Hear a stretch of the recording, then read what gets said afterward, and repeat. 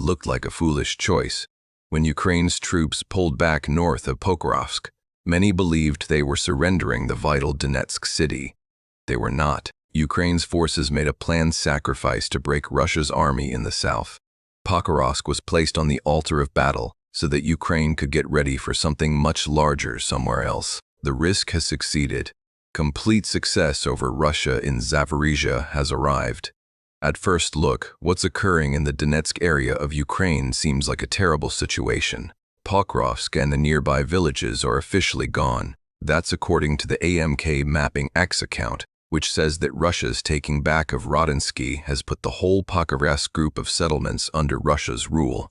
That village, along with Pokrovsk, Mirnorod, Novorodovka, and Hrodovka, are now in Russian control after a fight that lasted more than 18 months. The loss of Pokrovsk came after Russia increased its attacks to the north of the city in an effort to surround it, the Kyiv Independent reported on February 16. That increase left Ukraine's 7th Corps as one of the very few groups still keeping spots in the Pokrovsk area, and the Russian troops were closing in quickly. The command to pull out came soon after this report, leading to Pokrovsk's capture. A surprising half-year after Putin made that capture, the main aim of Russia's 2025 summer attack. This is a city that was supposed to fall when the sun still shone, letting Russia strengthen its spot ahead of a deeper move into Donetsk during the winter. That move never occurred because Pokrovsk held on for much longer than it should have. This should be a time for Putin's troops to celebrate. It is not. Appearances can fool, and the pincer move that Russia was trying to build around Pokrovsk just a couple of days ago was something that Ukraine expected. When Ukraine left the Pokrovsk area, it did so knowing that it was doing something very important, making a small loss in Donetsk so it could make huge wins somewhere else. Here's the twist to the Pokrovsk story, as David Axe explains in a February 18th article for Euromaidan Press. The advances the Russians have made in recent days in and around the nearby cities of Pokrovsk and Mirnorod, 100 kilometers northeast of Huliaipole, merely strengthen Russian hold over those cities and don't really help the Russians move toward their final goals in Donetsk Oblast. The twin cities of Kramatorsk and Sloviansk, 50 kilometers to the northeast, Axe explains. In other words, all that Russia has managed to do in Pokrovsk is take a city that Ukraine was only keeping so long to cause as much harm to Russia's troops in Donetsk. Tens of thousands of Russian soldiers died capturing a city that they were already mostly holding. And now, as you'll find out if you keep watching the video, they have an even larger challenge ahead as they try to push deeper into Donetsk. What we've seen here is Ukraine purposely giving up the Pokrovsk area. It seems like a strange move, with Pokrovsk having long been seen as one of the most important supply centers in Donetsk. It may even seem like a crazy decision to let the city fall. However, Ukraine had a master plan when it pulled its troops out of Pokrovsk. Let Russia have its costly victory because Ukraine had much larger targets elsewhere. Ukraine gave up Pokrovsk so it could destroy Russia's southern army in Zaporizhzhia. The truth for Russia is that its wins in Pokrovsk are wins that it should have made months ago. They've moved almost nowhere, and Pokrovsk is no longer seen as the supply center that would help Ukraine push back in Donetsk. The city was turned into a death trap, and Putin's troops paid a huge price in lives to get it. And as that price was being paid, Ukraine turned its focus to something much more valuable in the southeast of the country. A huge Ukrainian counterattack was started in the southeast as Russia took charge over the Pokrovsk region, leading to Ukraine making massive advances that delivered something much more valuable than the city that it had just lost. How? As Axe explains, Ukraine's focus on Pokrovsk toward the end of 2025 turned its attention away from the Zaporizhzhia region.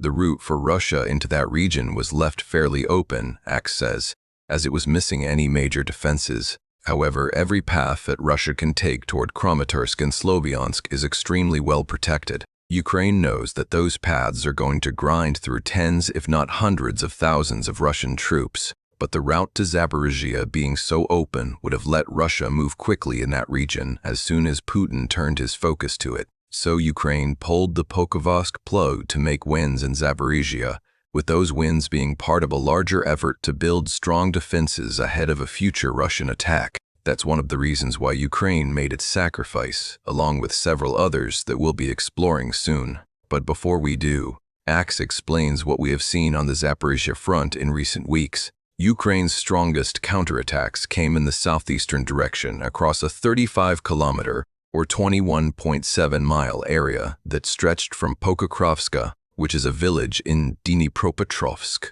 which is easy to mix up with Pokrovsk in Donetsk, and the city of Huliahypol in the south. That region was under attack by Russia's Dnipro group of forces, who Axe says held a 5-to-1 troop advantage. Rather than trying to use that extra manpower with huge attacks, Russia has been sending small infiltration groups into the southeastern area to slowly move closer toward taking Zaporizhzhia city. Ukraine gave up Pokrovsk so that it could respond to this push. A massive Ukrainian counterattack, which saw Ukraine rush its troops south toward the Huliapol area, began in early February. Airborne and assault brigades joined forces to attack from the west and north of the Russian spots in the area, putting pressure on Russia's 36th Combined Arms Army in Pokrovsk. Russia's Southern Army was caught completely off guard, and the collapse of Russian positions quickly followed. Ukraine used its 425th Assault Regiment, which has been fighting actively north of Pokrovsk until February, to take part in the counterattack. This is just one example of Ukraine's sacrifice.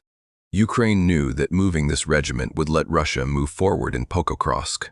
The trade-off was that the regiment played a key role in the attacks to the southeast that have let Ukraine free massive amounts of land that Russia thought it could keep. And when we say massive amounts, we mean it.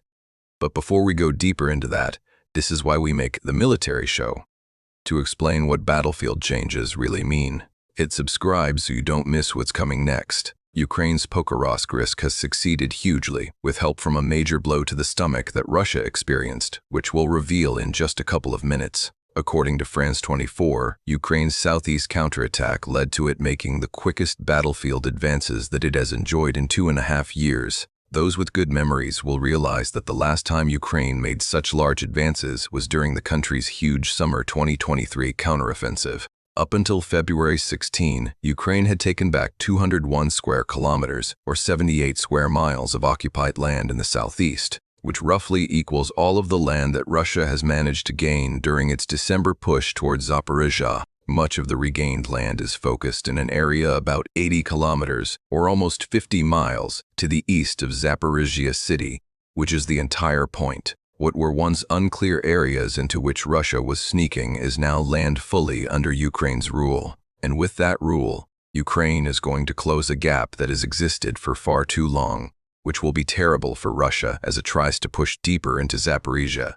Ukraine hasn't finished yet. On February 18, UAW Wire reported that Ukrainian troops had pushed Russia's forces back another 4.5 kilometers, or 2.8 miles, in 3 areas near Huliapol. That push added to advances that Ukraine has already made across a 20-kilometer, or 12.4-mile stretch of the front line in the Oleksandrivka-Huliapol direction. The outlet says, with this latest push, Ukraine has made progress near the villages of Ternov, Verbov, and Vaishneva. The spokesperson for Ukraine's Defense Forces of the South, Vladislav Voloshin, has also reported that scout operations are happening to let Ukraine's attack troops find and remove more Russian infiltrators, thus strengthening Ukraine's hold over the land it has freed. All of this was made possible by Ukraine's Pokrovsk sacrifice. Ukraine gave a little to gain a lot. But remember, we told you that Ukraine had something of a helping hand in all of this, and that helping hand came from Elon Musk and SpaceX. In early February, SpaceX made the long-expected choice to cut off Russia's access to Starlink by blocking the illegal terminals that Russia had been using for long-distance drone strikes and communication on the front. That single choice caused disorder in Russia's military. BBC News Russian reported on February 10, having access to Starlink has let troops on both sides quickly share information, thus letting them coordinate their actions. Now, Russia doesn't have Starlink. Ukraine still does. Its terminals have been added to a safe list to make sure that they still work while Russia struggles without access to one of the key things that were keeping its troops alive on the battlefield. Russia has been trying to create backup communication to overcome this huge loss. None is as good as Starlink. So, What we've seen in Ukraine's southeast is Ukrainian troops timing their push with the Russian loss of Starlink. When taken into that context, the sacrifice of Pokrovsk makes even more sense. Ukraine tricked Russia into thinking that it was making a huge battlefield win so that it could move quickly through Zaporizhzhia to grab back land from Russian infiltrators who had been left alone and exposed due to their Starlink terminals being cut off. And to make things even worse for Russia, Starlink isn't returning. Putin's troops may now hold Pokrovsk, but for the push into Donetsk that comes after that, they'll be without the easy communication system that has let them coordinate their attacks so well up to this point. So well might be stretching it. Russia has lost over 1.25 million of its soldiers so far in the war, according to Ukraine's Ministry of Finance. Now that those troops have lost access to Starlink, the future for Russia seems to be a whole lot more death and even slower progress on the battlefield. Now that you know about the vital sacrifice that Ukraine has made and the effect that it has had on Russia's southern army, we need to answer the key question that we've mentioned several times already. Why? Peace discussions have something to do with it, so stay with us to find out why. But the first and most important reason that Ukraine made the Pokrovsk sacrifice is that it needed to close the gap on Zaporizhzhia. We've already told you that Russia had a fairly open route to Zaporizhzhia city, but you also need to know why that matters. Zaporizhzhia is one of the key energy centers in Ukraine, in addition to being home to the Zaporizhzhia nuclear power plant, which is already under Russia's control.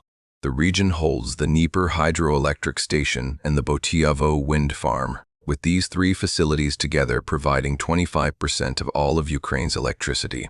Letting Russia move freely over Zaporizhzhia would basically mean giving Putin freedom to do whatever he wants with a quarter of the country's entire supply. Novaya Gazeta adds that Russia has been adding pressure on Zaporizhzhia through the battlefield wins it had made during the winter, much of which Ukraine has undone with its smart counteroffensive. Zaporizhzhia city itself had been getting closer to being in range of Russia's big guns, which would have let Putin's troops brutalize the city as they have so many others in Ukraine. Voloshin adds that Russia has been moving airborne units from places like Kherson and Dnipro to areas around Zaporizhzhia, likely getting ready for a serious attack on the city at some point in the spring.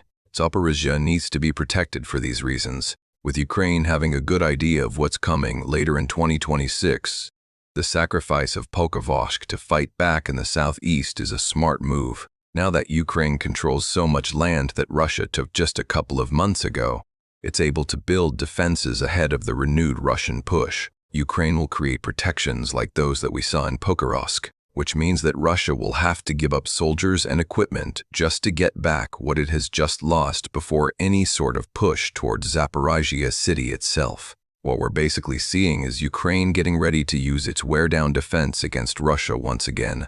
And even if Russia is able to break through those defenses at great cost to itself, Zaporizhzhia city isn't going to be an easy capture.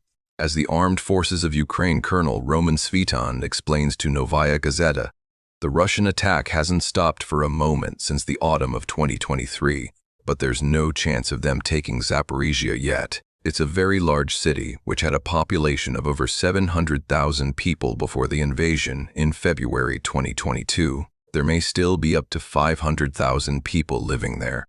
Spitan believes that 2026 won't be the year that Russia takes Zaporizhzhia city, and that's the entire point of what Ukraine is doing. The more time that it can gain through counterattacks, the better the defenses it can build, and the more harm that it can cause to Russia's attacking troops in the future. Still, the question has to be asked, what about Donetsk?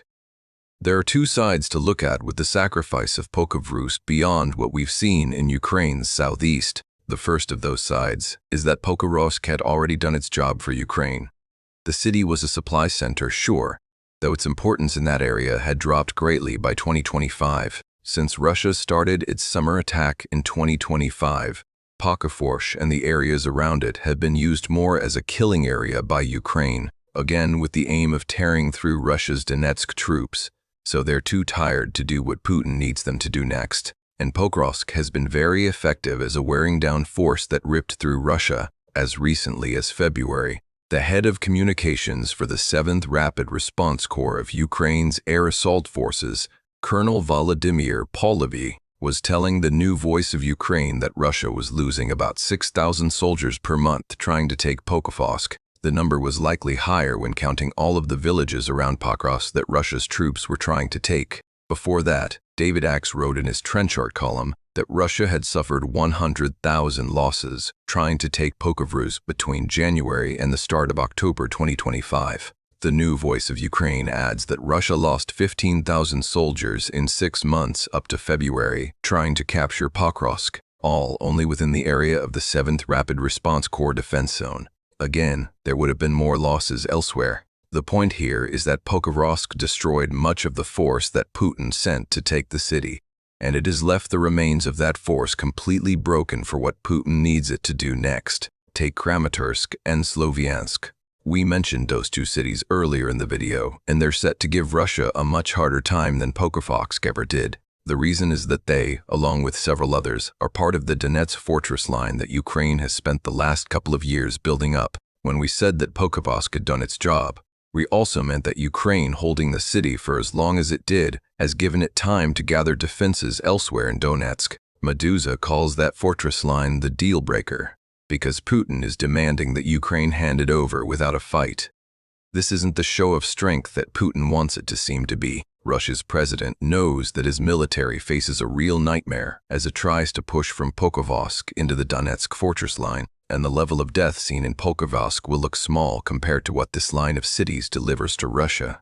A look inside the fortress line defenses provided by United 24 Media shows why. It says that the Donetsk region has been turned into a thick network of defenses that stretches for miles, all of which are layered, and many of which are placed on higher ground that gives Ukraine's big gun operators and drone pilots clear views of the Russian troops that will try to sneak in. Barbed wire, mines, anti-tank barriers, and countless drones now fill the killing areas that Russia will have to get through to even reach the fortress line itself. And after going through that meat grinder, Russia still has to capture the cities that make up the line itself, several of which are bigger than Pokrovsk. It's a job that the Institute for the Study of War says could take Russia up until 2028 to finish, and that adds up to at least 2 more years of constant death in Putin's army. Pokrovsk was a preview for all of this, and Ukraine's sacrifice of it is basically an invitation to Putin's troops to try their luck in a huge killing area that makes Pokrovsk look easy. And in Zaporizhzhia, Ukraine is now in a spot to create similar layered defenses that have the chance to make 2026 the most disastrous year for the Russian army that we've seen since Putin started his invasion. Finally, there are the peace talks we mentioned a few minutes ago. Ukraine's sacrifice of Pokrovsk was smart because all it meant was that Russia gained something that it already said it had. That's not exactly power for Putin. He's not going to go into peace talks and admit that he lied when he said that Pokrovsk fell in December. As for Ukraine, it now has almost 80 square miles of freed land in the southeast to boast about. That is power. As Russia pushes for Ukraine to give up land, Ukraine can reply by saying that Russia can't even keep the land that it has. Remember that Ukraine's newest wins happened as representatives from Russia and Ukraine were set to meet to talk about peace terms. Why should Ukraine give up? Death waits for its troops elsewhere in Donetsk, and the same will soon be true of Zaporizhzhia now that Ukraine's counterattack has given it time and land to set up defenses. Russia's southern army is going to be crushed by what Ukraine has just done, and its Donetsk troops will be worn out. With its brilliant risk, Ukraine may just have put itself on the road to complete victory against Russia in 2026. And as all of this has been happening, Ukraine has been changing its drones into ever more efficient killing machines. Ukraine has a 24/7 McDonald's-style system in place with its drones, and they're ruining Russia's troops already. Find out more in our video, and remember to subscribe to the channel for more analysis of what's really happening in the Ukraine war.